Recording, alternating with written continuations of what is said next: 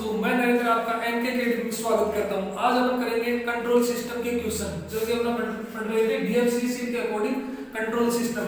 तो डीएफसीसी के according control system के अपन आज मोस्ट टॉप क्वेश्चन करेंगे। जितने भी क्वेश्चन करते हैं देखते हैं डीएफसीसी के अकॉर्डिंग कितने भी क्वेश्चन आते हैं, जिस सारे क्वेश्चन आते हैं वो सारे क्वेश्चन करेंगे अपन। तो कंट्रोल सिस्टम का अपन आज करेंगे फर्स्ट क्वेश्चन स्टार्ट करने जा रहे हैं।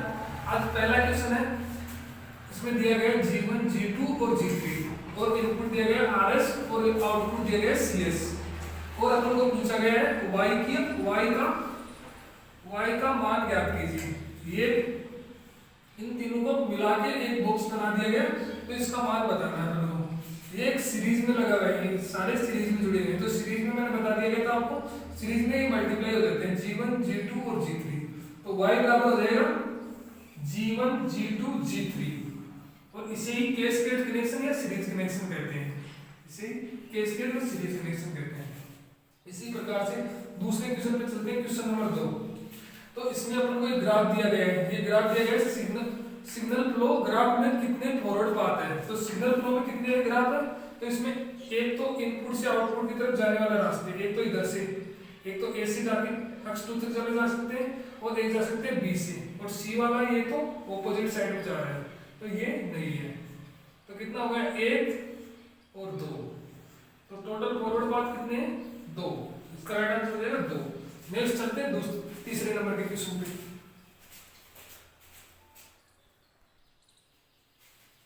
तो देखते हैं कि क्वेश्चन नंबर 3 क्या कहता है। क्वेश्चन नंबर 3 आज का क्वेश्चन नंबर 3 है, किस प्रकार के सिस्टम में फीडबैक नहीं होता है।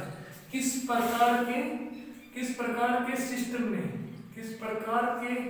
सिस्टम में फीडबैक नहीं होता है। तो ऑप्शन दिया गया ओपन लूप, क्लोज लूप और सेमी ओपन लूप और सेमी बंद लूप या सेमी क्लोज लूप। तो इसके अंदर राइट आंसर क्या होगा। फीडबैक इसके अंदर लगा नहीं होता है, तो हमने आपको बता दिया था पहले समझा था, ये लगा नहीं रहता है ओपन लूप में। तो इसका राइट आंसर हो जाएगा ऑप्शन ए, इसका राइट आंसर हो जाएगा। चलते हैं नेक्स्ट क्वेश्चन पे, क्वेश्चन नंबर 4। सीलिंग फैन किस प्रकार का सिस्टम होता है। सीलिंग फैन किस प्रकार का सिस्टम होता है। ऑप्शन है open loop, close loop, semi open loop और सेमी क्लोज लूप। तो इसका राइट आंसर क्या होगा, इसका राइट आंसर होगा ओपन लूप। ऑप्शन ए इसका राइट आंसर हो जाएगा। किस प्रकार हो जाएगा, क्योंकि सीलिंग फैन को कंट्रोल नहीं किया जा सकता।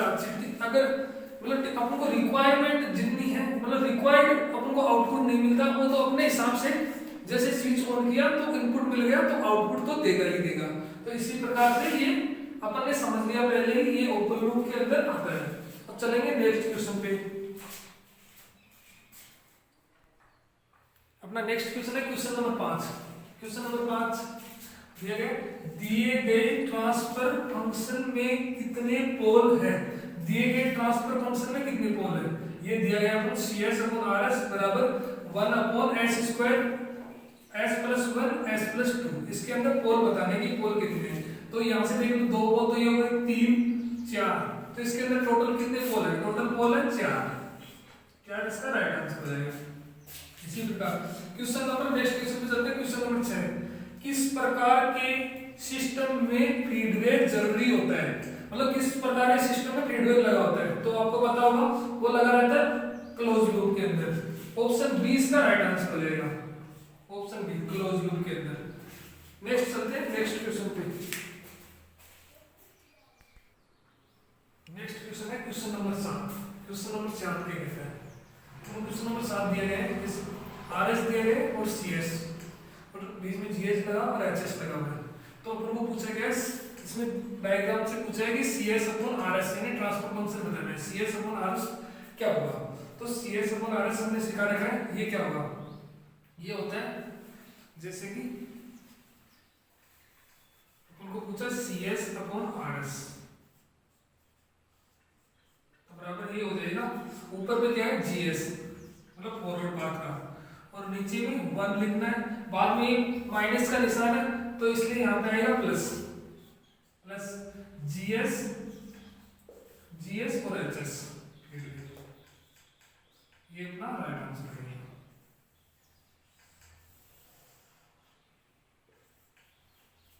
इसी प्रकार से इसका नेक्स्ट क्वेश्चन पे चलते हैं, क्वेश्चन नंबर 8। e की पावर माइनस 6t का लाप्लास ट्रांसफॉर्म क्या होगा? तो e की पावर माइनस 6t का लाप्लास ट्रांसफॉर्म क्या होगा ये बताना है आपको। तो ये हो जाएगा 1 प्लस s प्लस 6, ये माइनस है तो यहाँ पे ये प्लस का आ जाएगा, ये इसका राइट आंसर हो जाएगा। नेक्स्ट क्वेश्चन पे चलते हैं। नेक्स्ट क्वेश्चन है क्वेश्चन नंबर 9। क्वेश्चन नंबर 9 क्या कहता है? क्वेश्चन नंबर 9 क्वेश्चन दिया गया है 1/s-4 का इनवर्स लाप्लास ट्रांसफॉर्म क्या होगा?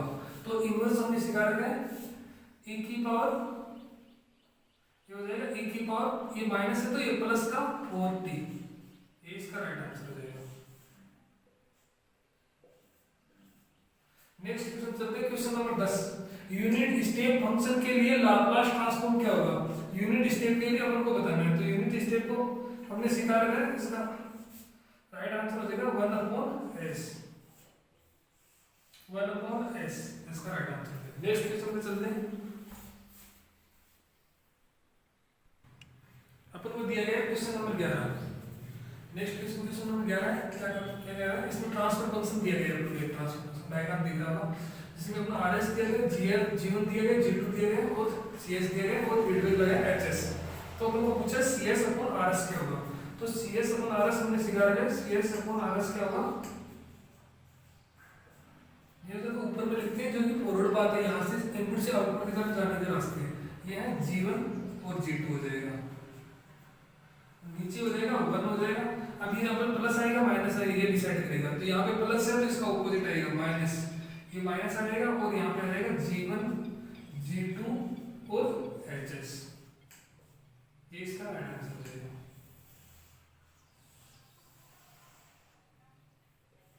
G1 G2 upon 1 minus G1 G2 HS। Next चलते हैं। Next question number 12। Question number 12 क्या कहता है? इसमें डायग्राम दिया गया जिसमें रेजिस्टेंस लगा, कैपेसिटर लगा, तो अपन को पूछा ट्रांसफर फंक्शन पूछा है V0s अपॉन VIS। तो V0 अपॉन VIS कैसे ज्ञात करते हैं ये देखते हैं। ये आपको सिखा रहेगा, आपको सिखा रहेगा। तो VIS बराबर हो जाएगा इस सर्किट में, इस सर्किट के अंदर, इस सर्किट का पहले इसको सॉल्यूशन करना है। तो ये इसके अंदर करंट फ्लो हो रही है IS plus constant R plus SC। बाद में इसका सॉल्यूशन करते हैं तो IS को इसके अंदर SC कॉमन ले लेते हैं, SC कॉमन लेके RSC प्लस 1 ये आ जाएगा। और सेकंड टर्म में देखते हैं, सेकंड टर्म में इसी सॉल्यूशन करना है आउटपुट की तरफ से। तो करंट तो वही फ्लो हो रहा है IS और अपॉन 1/SC। तो अपन को अगर यहाँ पे क्या करते हैं, यहाँ पे इनपुट आउटपुट बटे इनपुट करते हैं ना, इसमें अगर समीकरण दो में एक का भाग देते हैं तो IS से IS कैंसिल हो जाएगा और SC से SC कैंसिल हो जाएगा, तो बचेगा 1/RSC प्लस 1 ये बचेगा। ये आपको करवा दिया गया पहले ही, देख लो। नेक्स्ट चलते हैं। Next question number 13। Question number 13 क्या कहते हैं? सर्किट दिखाया गया है, जो सर्किट दिख रहा है इसमें इंडक्टेंस और रेजिस्टेंस, तो L चेंज हो गया SL के अंदर और रेजिस्टेंस वैसे ही कोई परिवर्तन नहीं होगा। ये इनपुट है, ये आउटपुट है। इनपुट अपन को पूछा आउटपुट बटे इनपुट, ट्रांसफर फंक्शन पूछा है V0s अपॉन VIS। तो VIS अपन निकालते हैं, तो VIS कैसे निकालते हैं? IS R प्लस SL इस सर्किट के अंदर काउंट करनी है, जो कि हमने पहले कर चुके हैं इसका, लेकिन इसको देख लेते हैं। ये R हो गया और ये SL हो गया। और सेकंड V0s का मान बताना है, तो V0s क्या होगा इस सर्किट के अंदर बताना है। तो इस सर्किट के अंदर IS करंट फ्लो हो रहा है और R रेजिस्टेंस है, टोटल रेजिस्टेंस। इसी प्रकार अपन करते हैं सेकंड में फर्स्ट का भाग देते हैं, तो V0s अपॉन VIS बराबर ISR upon ISR plus SL, ये वैल्यू लिख दी गई है। IS से IS कैंसिल तो अपनी वैल्यू आती है R upon R plus SL, ये आ जाएगा। नेक्स्ट चलते हैं। नेक्स्ट क्वेश्चन अपना क्वेश्चन नंबर 14। क्वेश्चन नंबर 14 क्या कहता है? यूनिट इंपल्स फंक्शन का लाप्लास ट्रांसफॉर्म क्या होगा? तो यूनिट इंपल्स का आपने सिखाया है, इसका लाप्लास ट्रांसफॉर्म होगा 1। ये इसका राइट आंसर हो जाएगा। नेक्स्ट क्वेश्चन है क्वेश्चन नंबर 15, 1/s-6 का इनवर्स लाप्लास ट्रांसफॉर्म क्या होगा? तो इनवर्स लाप्लास ट्रांसफॉर्म बताना है तो हमने सिखाया था e की पावर, यहाँ पे माइनस है तो ये प्लस हो जाएगा, प्लस 60 इसका राइट आंसर हो जाएगा, e की पावर 60 ये इसका आंसर हो जाएगा। नेक्स्ट चलते हैं नेक्स्ट क्वेश्चन पे। नेक्स्ट क्वेश्चन है क्वेश्चन नंबर 16। क्वेश्चन नंबर 16 आपने दिए गए s1 बराबर माइनस के 1 और माइनस के 2 और यहाँ पे 3 है, तो ये क्या होगा? ये सिस्टम बताना कि सिस्टम क्या है।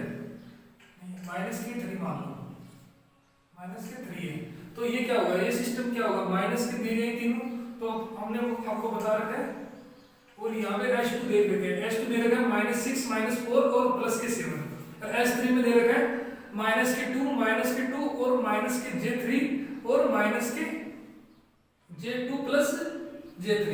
तो बताना है कौन कौन से सिस्टम स्टेबल है या अनस्टेबल है या मार्जिनली स्टेबल है, ये बताना है अपन को। तो अपन देखते हैं S1 के अंदर क्या दिए गए, सारे माइनस के अंदर है, तो सिस्टम क्या होगा? सिस्टम होगा स्टेबल। आपको सिखा रखा है कि सारे अगर माइनस के अंदर है तो सिस्टम होगा स्टेबल। S2 क्या है? S2 के अंदर एक प्लस का आ गया, एक पॉजिटिव साइड में आ गया, तो सिस्टम क्या होगा? सिस्टम हो जाएगा अनस्टेबल। और इसके अंदर एक कॉम्प्लेक्स रूट है, ये माइनस के अंदर आ गया और ये आ गया, तो सिस्टम क्या होगा? सिस्टम होगा मार्जिनली स्टेबल।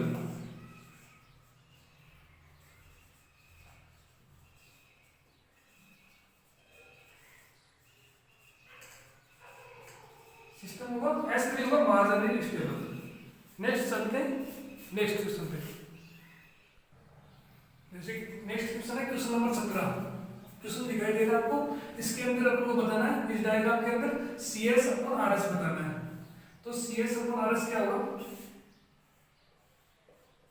CS/RS तो हमने बता रहे सीधा सीधा फॉरवर्ड पाथ लिखने हैं कि इसके अंदर फॉरवर्ड पाथ ऊपर लिखने हैं, G1 G2 G3। अब क्या आएगा? 1। अब यहाँ पे माइनस का है तो यहाँ पे आएगा प्लस, तो पहले ये लूप ले लेते हैं,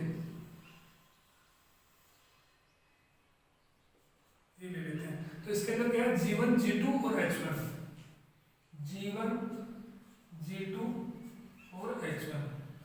इधर ये भी प्लस की माइनस पे लगाया तो यहाँ पे भी प्लस आएगा, तो ये है G1 G2 G3 और H2, ये लूप बनेगा।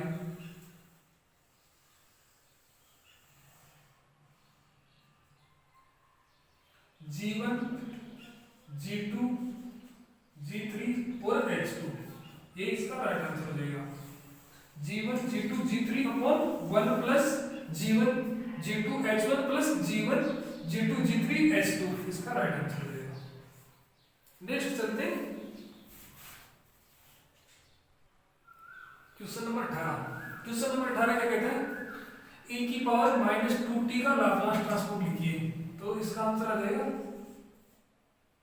1/s plus 2। Next question question number 19, 3dy/dt plus 2y बराबर u, ys/us बताना है। तो हमने बता रखा है 3dy/dt का s और y का ys हो जाता है, प्लस 2 y का हो जाता है ys, u का हो जाता है us, और ys कॉमन ले लिया, 3s प्लस 2 हो गया और us रह गया, ys/us इधर ले आए us को, तो 1/3s प्लस 2 इसका राइट आंसर हो जाएगा।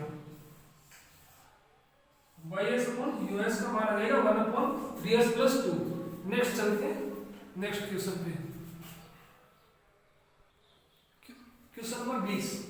क्वेश्चन नंबर 20 दिया गया सिस्टम स्टेबल है या अनस्टेबल, ये बताना है। सिस्टम स्टेबल है या अनस्टेबल। CS/RS बराबर 1/s प्लस 2 s माइनस 1 दिया गया है, तो इसके अंदर क्या बताना है? सिस्टम स्टेबल या अनस्टेबल। तो इसमें s की एक तो वैल्यू आ जाएगी s प्लस 2 बराबर 0, s बराबर -2, एक आ जाएगा s माइनस 1 बराबर 0, तो s बराबर आ जाएगा प्लस का 1, तो एक तो आ जाएगा अपना RHS साइड में, एक हो जाएगा LHS साइड में। तो RHS साइड के अंदर आते ही सिस्टम क्या हो जाएगा, सिस्टम हो जाएगा अनस्टेबल। तो इसका राइट आंसर हो जाएगा अनस्टेबल, ये सिस्टम है अनस्टेबल।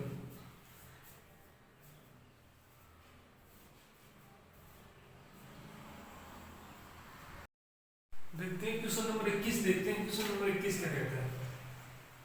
कैरेक्टरिस्टिक समीकरण 6s प्लस k बराबर 0 है, तो k के लिए k के किस मान के लिए सिस्टम स्टेबल होगा। तो अपन को बताना कि सिस्टम कब स्टेबल होगा। तो स्टेबल होने के लिए अपन को क्या देखना पड़ेगा कि माइनस होना चाहिए, वैल्यू क्या होनी चाहिए, k का मान माइनस में होना चाहिए, k का मान माइनस में होना चाहिए। तो ये इसका आंसर हो जाएगा k सदैव k बड़ा होगा 0 से, इसका हो जाएगा b। 6s प्लस k बराबर 0, तो k का मान क्या होगा, k का मान होगा बड़ा, 0 से बड़ा होगा, b इसका राइट आंसर हो जाएगा। क्वेश्चन नंबर 22, डायग्राम दिया गया है, ये आपके DFCC 2018 में पूछा गया क्वेश्चन है। G1 और G2 दिया गया है, तो इसमें c का मान बताना है। तो c की वैल्यू होगी, c बराबर हो जाएगा e दिया गया इनपुट, तो e G1 और G2, ये इसका राइट आंसर हो जाएगा। नेक्स्ट चलते हैं, नेक्स्ट क्वेश्चन है question number 23। Question number 23,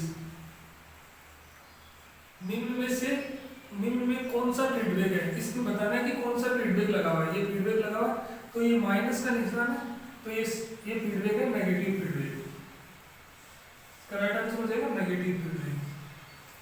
next है क्वेश्चन नंबर 24। क्वेश्चन नंबर 24 है s³ 2s प्लस 25 बराबर 0, ये सिस्टम कैसा है। तो इसके अंदर एक घात मिस है, इससे पहले 3 आनी चाहिए, बाद में 3 आनी चाहिए, बाद में 2 आनी चाहिए, बाद में 1 आनी चाहिए, बाद में 0 आनी चाहिए, ऐसे घात आनी चाहिए। तो इसकी घात मिस है, इसलिए क्या होगा, एक घात मिस है, इसलिए क्या होगा, तो सिस्टम क्या होगा, अनस्टेबल हो जाएगा, सिस्टम होगा अनस्टेबल, अनस्टेबल इसका राइट आंसर हो जाएगा। नेक्स्ट क्वेश्चन पे चलते हैं।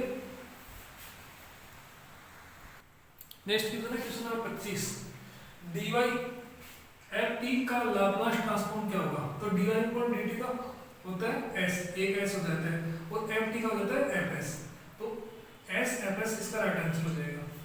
नेक्स्ट क्वेश्चन है question number 26, 3d² upon dt square y plus 5 dy dt plus 6y बराबर u, और y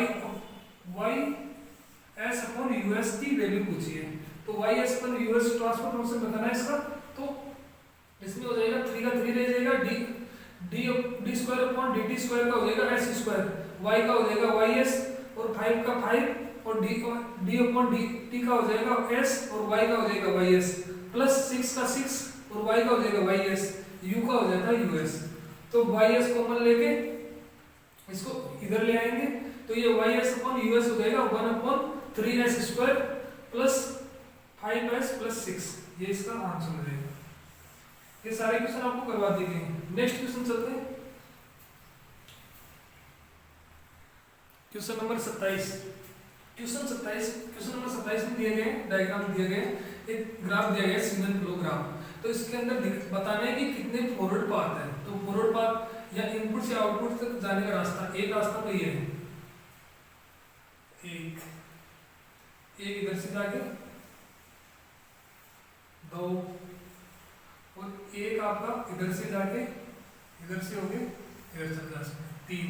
तो टोटल फॉरवर्ड पाथ कितने, 3, इसका राइट आंसर हो जाएगा। नेक्स्ट क्वेश्चन है क्वेश्चन नंबर 28। क्वेश्चन नंबर 28 के अंदर एक डायग्राम दिखाया गया, एक ग्राफ दिखाया गया, इसमें बताना है कि सिस्टम स्टेबल है या अनस्टेबल है, सिस्टम कैसा है। तो अगर एक की RHS साइड के अंदर आ गया, तो RHS साइड के अंदर आते ही सिस्टम कैसा होगा, सिस्टम हो जाएगा अनस्टेबल, अनस्टेबल इसका राइट आंसर हो जाएगा। नेक्स्ट इसको चलते हैं, क्वेश्चन नंबर 29। क्वेश्चन 29 में दिया गया है s4 plus 3s S cube plus 2s square plus 4s plus 5 बराबर 0। सिस्टम स्टेबल है या अनस्टेबल ये बताना है। तो ये अपन को देखने के लिए अपन को स्टेबिलिटी की मेथड देखनी पड़ेगी। तो मेथड अपने सिखा रखी है, उसके अंदर क्या अपन को लिखना पड़ेगा, एक छोड़ के ये लिखना पड़ेगा और फिर आपको ये लिखना पड़ेगा नीचे। तो S4 की 1, इसकी 1, बाद में 2, इसकी 2 लोग दी और ये 5 पे 5 यहाँ पे लिख दिया 3 और यहाँ पे लिख दिया 4। और S2 कैसे लिखते हैं, ये लिखते हैं इसका मल्टीप्लाई और इसका मल्टीप्लाई।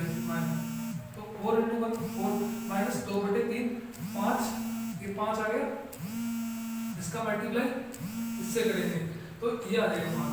तो ये निशान आ गया नेगेटिव, यहाँ पे आएगा नेगेटिव। अगर ये छोटी है संख्या, अगर इससे बड़ी माइनस करेंगे तो ये माइनस में आ जाएगा। माइनस में आते ही सिस्टम क्या हो जाएगा, सिस्टम हो जाएगा अनस्टेबल।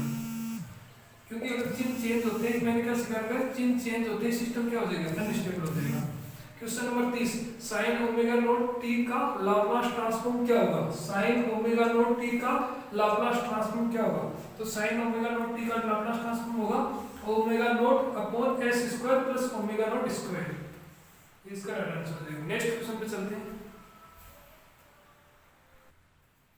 क्वेश्चन नंबर 31 दिया गया S cube plus 6.5 S square plus 10s plus 10k बराबर 0।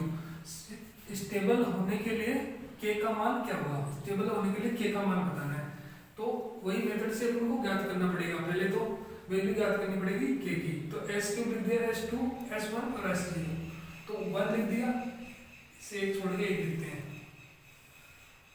जो भी वीडियो में आपको समझा दिया गया पहले कि किस प्रकार से होगा। तो फिर 6.5 लिख दिया इसका और इसका लिख दिया 10।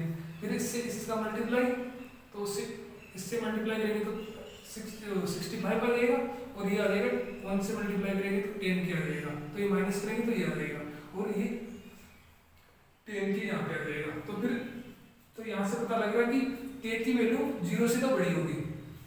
फिर इसको सॉल्यूशन करते हैं। 65 माइनस 10 के अपॉन 6.5 ये हो जाएगा, इससे ज्यादा होगा, 0 से ज्यादा होगा k की वैल्यू। तो ये इसको सॉल्यूशन करेंगे तो k बड़ा होगा 6.5 से, मतलब k 0 से तो क्या k 0 से भी बड़ा होगा, k बड़ा होगा 0 से और 6.5 से छोटा होगा। तो ये इसका राइट आंसर है। नेक्स्ट क्वेश्चन है क्वेश्चन नंबर 32, s बराबर -2 -3 -5 ये सिस्टम कैसा है। सिस्टम बताना है स्टेबल है या अनस्टेबल है। तो ये सारी फॉर्म माइनस में तो सिस्टम कैसा होगा, सिस्टम होगा स्टेबल।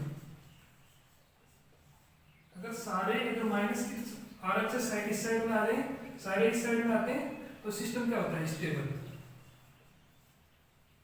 फिर सारा सिस्टम स्टेबल है। नेक्स्ट क्वेश्चन नंबर 33, GS बराबर दिए गए 1/s+1 s+2 HS की वैल्यू दी गई है 1। सिस्टम स्टेबल है अनस्टेबल ये बताना है। तो इसको ज्ञात करने के लिए कैरेक्टरिस्टिक इक्वेशन है 1 + GS HS बराबर 0। तो 1 + GS HS बराबर 0। तो GS का अपन को वैल्यू दी गई है, GS ये है, दिया गया मान ये है, HS की 1 है। तो यहाँ पे पुट अप कर लेंगे इसके अंदर। तो 1/1 ये इससे मल्टीप्लाई करेंगे, इसका मल्टीप्लाई करेंगे तो आ जाएगा s² + 2s + s+2 बराबर 0। और 1 से तो मल्टीप्लाई करेंगे तो 1 ही रहेगा। तो ये आ जाएगी इसकी वैल्यू।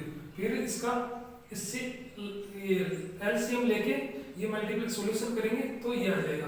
तो ये इधर जाएगा तो ये कैंसिल हो जाएगा और ये वैल्यू बचेगी। तो ये हो जाएगी s² + 3s + 2 + 1। तो ये हो जाएगा 3 2 + 1 3 हो जाएगा। तो मैंने लिख दिया s² + 3s + 3 ये आ गई। अब इसका बताना है कि सिस्टम स्टेबल है या अनस्टेबल, वही मेथड लगानी है। तो इसमें s² है तो इस s² एक छोड़ के एक लिखना है। तो ये 1 लिख दिया और ये 3 लिख दिया। फिर ये 3 है, ये 3 लिख दिया। फिर इसका इससे मल्टीप्लाई करेंगे तो 3 आएगा। ये इधर है नहीं तो इधर रहेगा नहीं, ये प्लस नहीं आएगा निशान। तो ये सिस्टम क्या हो जाएगा, सिस्टम हो जाएगा स्टेबल। सिस्टम हो जाएगा स्टेबल क्योंकि कोई भी चिन्ह में बदलाव नहीं हुआ। चिन्ह में बदलाव नहीं होता है, सिस्टम क्या होता है, स्टेबल। नेक्स्ट चलते हैं क्वेश्चन नंबर 34। ये समाकलन का निशान है FT dt का लाप्लास ट्रांसफॉर्म क्या होगा, तो हमने सीखा रखा ये हो जाएगा F S upon S, F S upon S, इसका राइट आंसर हो जाएगा। नेक्स्ट चलते हैं next question, question number 35, F T बराबर ई की घात 8t बराबर का लाप्लास ट्रांसफॉर्म क्या होगा, तो इसका लाप्लास ट्रांसफॉर्म आपने सीखा रखा है, इसका आंसर हो जाएगा 1 अपॉन एस माइनस 8, ये प्लस की 8 है तो यहाँ पे माइनस कर देगा। नेक्स्ट चलते हैं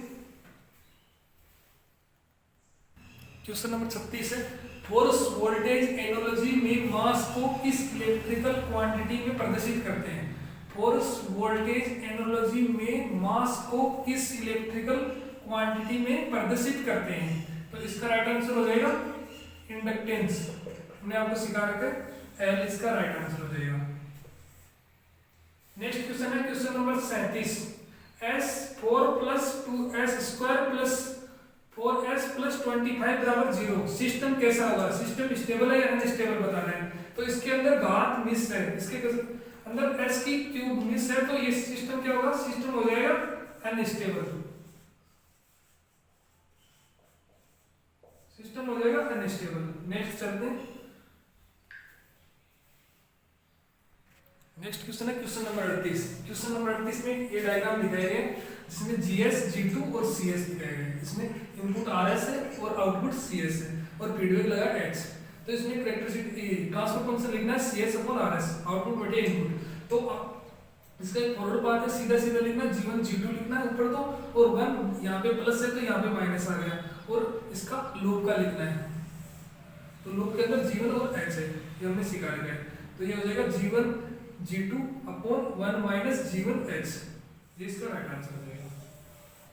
नेक्स्ट क्वेश्चन पे चलते हैं question number 39, cs upon rs बराबर s plus 4 s plus 5 upon s कोष्टक s plus 2 और s प्लस 1, इसके अंदर बताने पोल और जीरो कितने हैं, तो पोल होते ऊपर वाले, नहीं जीरो होते ऊपर वाले, जीरो को बोलते हैं अंश, अंश वाली संख्या होती है वो होती है जीरो, और पोल वाली होती है नीचे